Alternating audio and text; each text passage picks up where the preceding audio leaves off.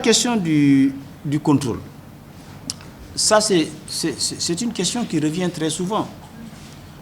Nous n'avons pas les moyens de mettre derrière chaque marché, derrière chaque circonscription, le nombre nécessaire de contrôleurs. On ne peut pas mettre derrière chaque commerçant un contrôleur. Deuxième chose, il faut aussi ne pas perdre la nature du produit qui est soumis au contrôle. Nous sommes dans un régime où l'ensemble des produits sont sous le régime de la vente libre. Donc, comme les prix sont libres, on ne peut pas descendre tous les jours sur le terrain pour contrôler les prix qui sont libres.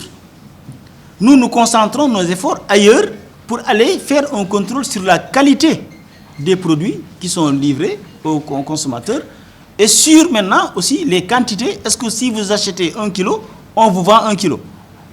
Maintenant, derrière, s'il y a un produit dont le prix est homologué, nous, on a le devoir et l'impérieuse nécessité d'en contrôler l'application du prix.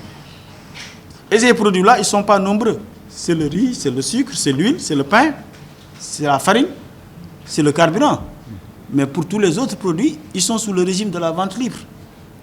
Maintenant, comme je l'ai dit, en cas de spéculation manifeste, c'est-à-dire on se rend compte que les prix, même si c'est un produit en vente libre, les prix qui sont appliqués sont manifestement de la spéculation négative, nous agissons pour rétablir la vérité du marché. C'est-à-dire, ça suppose que le marché est déréglé. Et l'État, quand il intervient pour apporter de l'ordre dans un marché qui est déréglé. Hier, il y a eu un dérèglement à Darou Khoudoss. Maintenant, pour régler ce problème, il y a deux niveaux d'intervention.